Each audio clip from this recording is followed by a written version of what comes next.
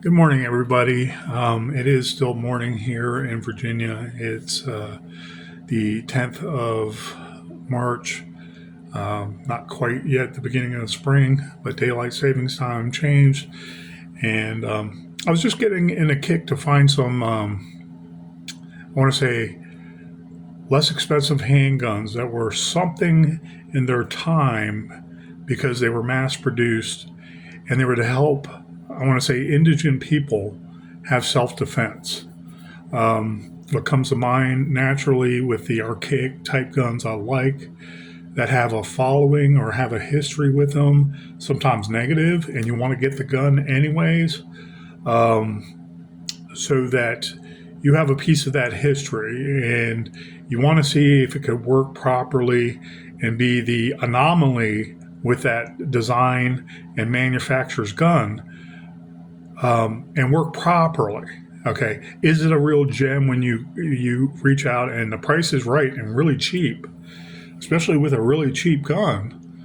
You know the history behind the company and the makes and models of their guns, and you're like, yeah, that's why that gun is so cheap, but it's even less expensive than that. And I'm reminded of the Ring of Fire guns in particular, not only the RGs that come from Germany originally, but I'm thinking of the American guns that were basically manufacturing companies said we can make a gun because of the 1968 Import Gun Control Act. We can still make those cheap, smaller handguns, pocket pistols, and give someone an opportunity to have self-defense. Unfortunately, the design of these manufacturers ended up copying each other with a straight blowback system. And I described the sear inside the receiver and the firing pin and spring coming over and hooking right on the sear that was more like hard plastic. And if you were to jolt that gun, okay, the sear could go down, fire pin go forward, and discharge that weapon.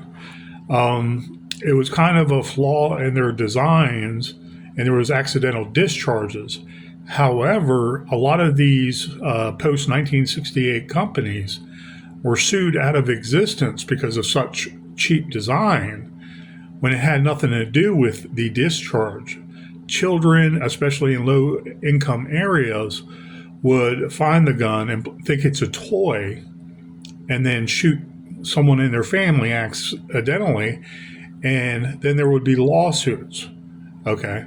Oh yes, these guns have the generic design, but adults should have had the guns secured, and they should have known that their guns look somewhat ornamental and somewhat like toys, like hard metal toys. For instance,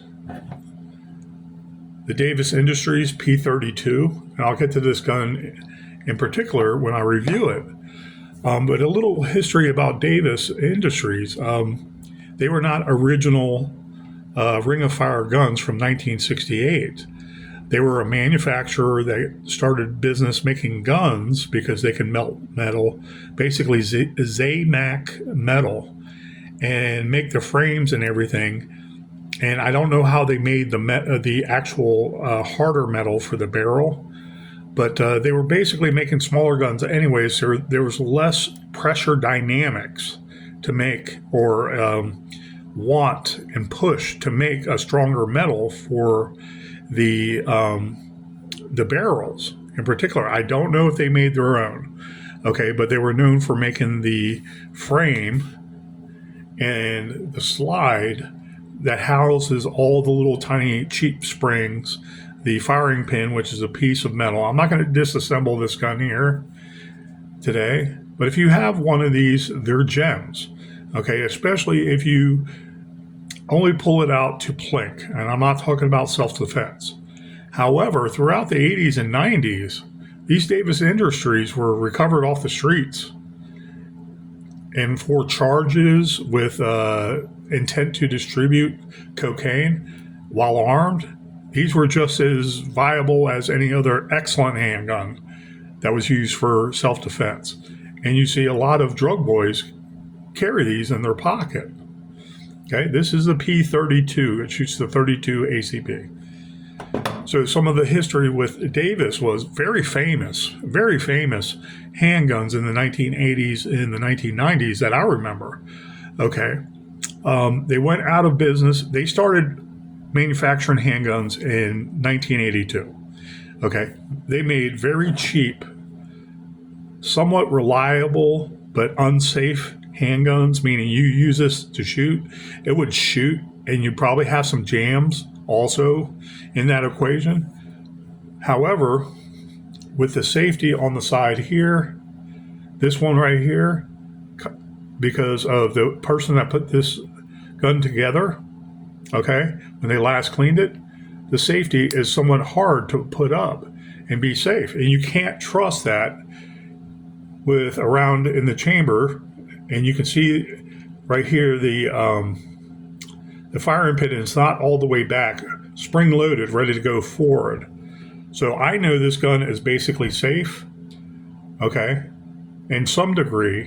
And I would say, oh, it's not cocked and locked, ready to go. But you always have to double check, triple check, quadruple check the handgun. Put the safety down. It gave me trouble earlier. I'll work on this in a minute anyways. And so you can't pull this to the rear, and it has something to do with the design. Safety lever is right here around the side of interior of the slide. And any part of the slide can harm or rub against that safety circle that has one notch out, and it basically blocks the sear. Like I said before, the sear is here. The firing pin is here, spring-loaded and ready to go forward. Once the sear goes down, it goes forward. And that sear cannot go down because of that safety circle with a gouge. When you put it, the gouge means that the sear can go up and down, you can shoot. When you turn the safety on, that circle turns, and the sear can no longer go down, theoretically. However, the sears are hard plastic, and they were prone to breaking or lowering some, and things break, and it doesn't matter. Something spring-loaded is just because of pressure, it's going to outweigh everything and go forward over that sear and discharge around. That's what happened when you hit the rear of the handgun, or you drop this in particular. The sear goes, and the spring-loaded, cheap, I want to say, firing pin and everything goes forward and discharges around. So everybody was saying, no, don't carry this gun around without a round in the chamber, okay? But the drug boys can afford this and have some family member in the rural areas of Virginia and Maryland and Delaware purchase this for inexpensively, $100 at the time, maybe way less than that. And they feel they have a peace of mind carrying this around because it's some protection at least. And they don't want to go out like that, quote unquote, you know, like the old rap songs. And not going out like that, not going out like that, something like to that effect. They would carry this for a peace of mind, okay? Would they trade this in for another gun legally? Or if they came into another gun? Yeah, they carry that gun most likely. I want to say a Ruger, Smith & Wesson, whatever pistol that was better than this with more fire capacity. We're reminded of the evil-looking Tech 9s. You know, a lot of drug boys, that was a status symbol back then. But a lot of those Tech 9s, being a gun enthusiast, you know, would jam, you know, because of the magazine mostly. But it would also have a problem with cycling some 9mm rounds. Anyways, it's neither here nor there. The Tech 9 was like a status symbol, and the media hyped it up. So because of Mr. Brady, who was shot in the assassination attempt of Ronald Reagan, he put forth the law, and the Democrats are always looking to oppress people with their philosophies of communism. They put forth the 1994 gun law about ooh, those evil looking Tech 9s, and put Intratec basically out of business. You know, that being said, speaking about the Ring of Fire guns and the archaic nature of some guns, I don't know when this actual, looking at the serial number, I'm not going to research this just to see when this gun was made. This is a generic P-32. Okay. Davis Industries made a lot of these in 380, 22, and 32. Okay, that was their niche.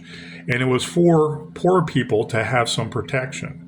And again, if you find a gem and it works perfectly, you would definitely use caution still in how you carry it and transport weapons like this for the reasons I just described. A hit to the rear, it falling down. You wouldn't want to carry this on an empty chamber. And it's kind of like that defeats the purpose of self-defense when you have to activate your weapon really quickly. They made a lot of them in the 1980s and 1990s. They went out of business in 2001. But this was basically the inner city gun dealers, drug dealers' gun of choice, bar none. The 32 and the 380. Would you catch drug dealers with the 22 models of these or similar guns like that, but 22, like the Jennings were very popular? Yes. These Ring of Fire guns we recovered almost every day on the force. We recovered a lot of them. I'll just say that. So you look at the fire capacity because you don't want to put one in the chamber for reasons I already described, and you have a magazine of 6. So that's 6 rounds. You might as well carry a reliable 38 revolver. Even a Titan Tiger, FIE Titan Tiger 38 Special revolver were very accurate within 5 yards.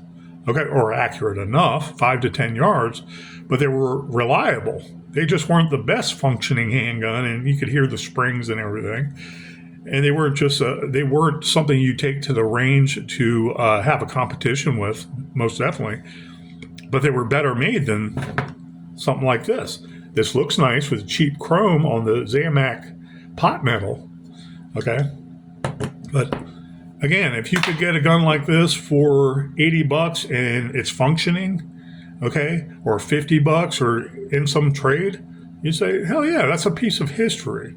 Because in 1968, they banned all those smaller guns coming into the United States. And those manufacturing companies said, hey, we deal with metal. We know how to make metal. We can make guns ourselves. And they used that original design with the spring-loaded sear that goes up like that and the firing pin inside the cheap slide with basically springs holding it to go back and forth, and the sear theoretically holding the bottom half of that firing pin. It looks like a little spaceship or like I want to say a missile with some ridges around it that come down, and that would connect to the sear. If you disassemble these, please be careful. Make sure they're empty, of course. But it's very easy to also break the springs if you disassemble these very cheap guns. Once you disassemble it, you'll see how easy it is to break the springs, and that will damage the the slide and the receiver working together in all its parts. And if I remember correctly, just off the top of my head, this isn't research, you push in the back plunger. Okay, the firing pin is to the front here on this side. So you push in the plunger like that and the whole thing lifts up. If I remember correctly, they were very easy once you do it one time to disassemble, but it was more harder to reassemble on this type of gun. And it's like, why? I might as well just keep on shooting it, spraying it with WD-40, which I said before, some guns work good like that their whole lifetime. You don't have to clean them, but you should spray WD-40 and wash a lot of the soot off, a lot of the debris that collects on the metal. And before you know it, that same debris and soot becomes part of the metal. Have you seen that? If you own an older gun, you know what I'm talking about. And you have to get out the copper brush and really scrub, the fronts of the slide where the trigger comes out and it contacts the round inside of the chamber, you'll see marks that are basically indented into the metal that will never really come out. And the metal right there in the chamber, it's not supposed to look super pretty, but it's not supposed to have any soot or anything that collects that might affect that firing pin striking the primer and making sure the round is used properly, and the ejector also with no soot there to stop the weapon from ejecting the casing and another round going in. You'll see, I don't know what they call it, but you'll see some markings on there from long use of the soot coming from the smoke and the powder of that shell casing. So looking at this 6-shot, if you want to risk your life, 6+1. Model P-32. I had my little niche, I still do. 44 system to use to save my life. 9mm systems to save my life. AR-15 systems used to save my life. And some niche stuff was 32. I was buying 32s because 32s were like a dime a dozen. Good 32s, the Browning 32s, and whatever model. Okay, some older ones that were inexpensive because they're a lot out in the market, the price drops. If they're very rare and they become rarer and rarer, and it was only like one, I want to say, case of something imported to the United States, get them while you can, like the CZ 32s. I forgot the actual nomenclature, but CZ, their old 32s were selling like hotcakes. Now the price is going up because everybody's holding on to their 32s. Okay, 32 ACP. But I forgot the actual, I want to say CVZ 75 might be it, or that's the 9mm. I forgot their nomenclature and make and models. But it was from CZ. Older handguns like this that will flood the market and the price goes really down. You might want to snag up some of them because those CZs are safe and they do work. And they're old style guns that are somewhat heavy when you shoot it and deploy it, whatever you're doing, plinking, self-defense. I doubt you'll be hunting.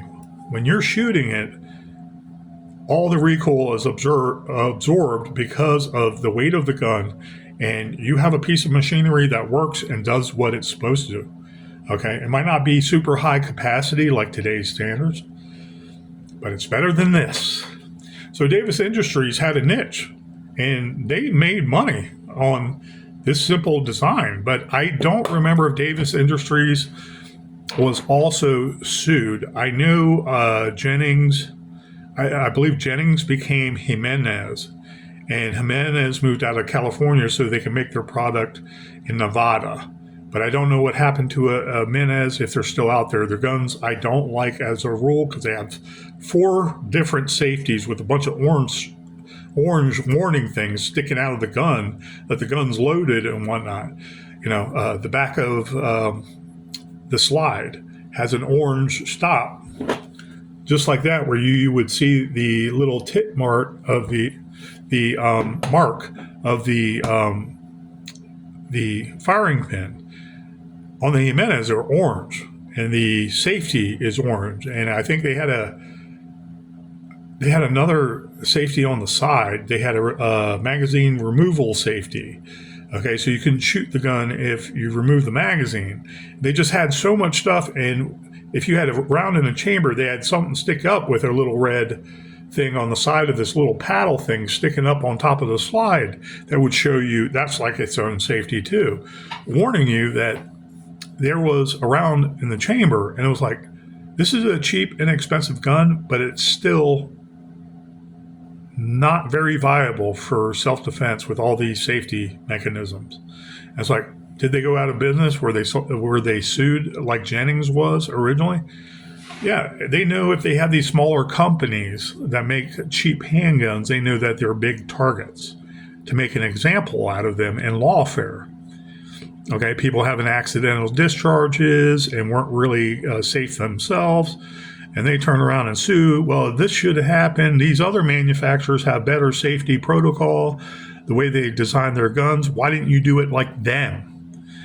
And it's like, you should use caution. If it's your handgun you purchase, you bought it. Even if it's stolen, report it as soon as possible so you are not blamed for it.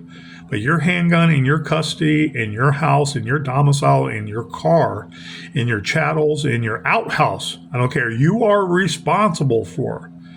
And then you turn around and mishandling, or someone in your family mishandles your handgun, and you turn around and sue the manufacturer? Even if it's not the best design, I'm sorry, that's on you.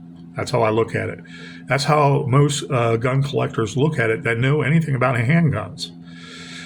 Guns just don't go off by accident, they say. Anyways, over the specs, this is basically a 2.75 inch barrel. Looking at the 32 round, the lower grain weight of a 32 round, the faster the round gets. 60 grain 32 might go 940, I was looking up, 944 feet per second. Okay. And so that's a relatively good speed, but it's not a lot of power considering the size of the round. You do the size and weight of the grain of the round, raise it to more, maybe 80 grains, and its power drops considerably to maybe 700 feet per second.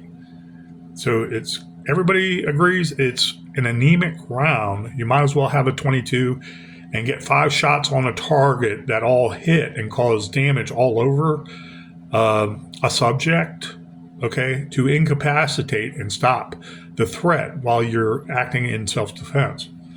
They say 32, it's better than a stick, but yeah, overall, the ballistics are not that great. So a 2.75 barrel will shoot a 60 grain 32 ACP round at almost 900 feet per second, on average 900 feet per second, okay? And then you make them bigger, whatever the average 32 ACP round is, you're only getting about 650 to 800 feet per second. And that's where the problem is, okay? And how much would this gun cost? Peace of mind, and you have no money? You'd carry this around if you were homeless. You'd stick to yourself, not trying to cause any trouble, but you'd feel confident you had this in your backpack somewhere. You don't want the police to rouse you, and you don't produce this and brandish it and being drunkle and do something cowardice, and you do something stupid because you're intoxicated or on medication, or you like getting high a lot. This is still a peace of mind you would throw in your backpack because you own nothing else. And let's say you wanted to have that protection because you know a lot of people on the streets carry knives and shivs. That's why you would use this. That's why, you would carry this, whether you're legal or not. Homeless people would use this. That's one of the philosophy of uses, because they're not worried about a big gunfight with a bunch of drug dealers. They're worried about their own homeless population stealing something from them and using a knife. And so they know how to use this, and hopefully they're safe too. And know the parameters of self-defense. You know, they are in fear of bodily damage or loss of life, and they use this to defend themselves. So a $50 gun, I don't remember what I bought that for, but I think it was close to $100. And that comes to mind. I have 380s of Davis Industries too, because it's a piece of history. It's a piece of history because a lot of those are original manufacturers, like the Jennings and what have you. Sundance is another one. Sundance might have been a forerunner to Davis. They have all kinds of family trees with these names of the guns they made, you know, especially Jennings is the big one, then Lawson and Davis Industries. Maybe not in that order, but those are the big three. Jennings became Jimenez eventually, Davis Industries. Another part of this video. Davis Industries became Cobra Industries out of Utah. and they make very decent, I want to say reliable derringers of all kinds of different calibers. Okay, their product is not looked at as good and strong and sturdy as the Bonds Arms in Texas when you're referring to derringers. Okay, but they make affordable, like 38 special derringers that are enough. Again, philosophies of use. What if you were an indigent homeless person and you know 38 special in general from your age and the revolvers, but you can't afford a revolver and you find tossed down somewhere a Cobra 38 special, they say large bore derringer. It's 2-shot, single action, you pull the hammer back, shoot, pull the hammer back, shoot. You would still feel comfortable that you could get to that very quickly, hide that somewhere on your person, and use it against other homeless people in case they try to steal your stuff. They come into your tent when you're not there. They come and start, your little bivouac area wherever you're encamped, and they steal stuff, and you walk in on them, and they carry knives. You like, get the hell out of here. Those same homeless people don't want the police coming down on everybody. So as long as they're not shot, they'll usually run away and they won't cause any more trouble. You never know. But philosophies of use, homeless people would even use these cheap guns like the Cobra derringers. Okay, they started branching off. They started making the bear derringers, but they also made models like this. And they incorporated another style of cheap guns like this, with the internal mechanisms the same, that sear and the firing pin coming over and locking.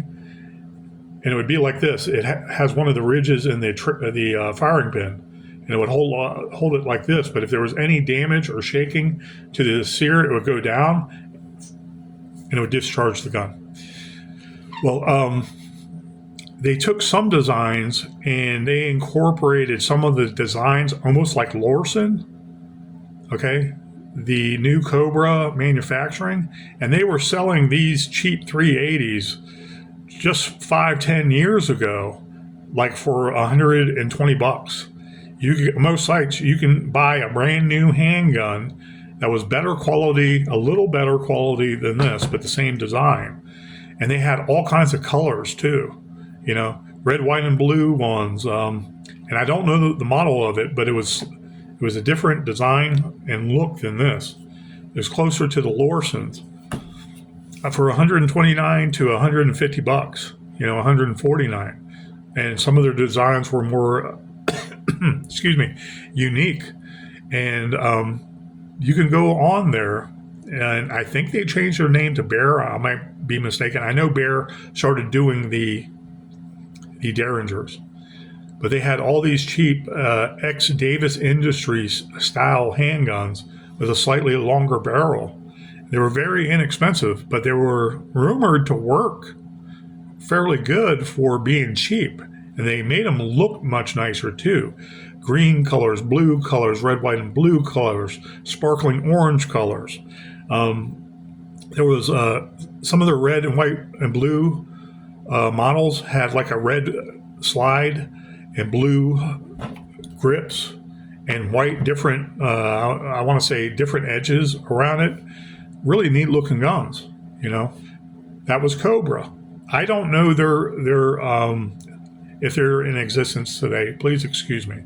Maybe they were put out of business.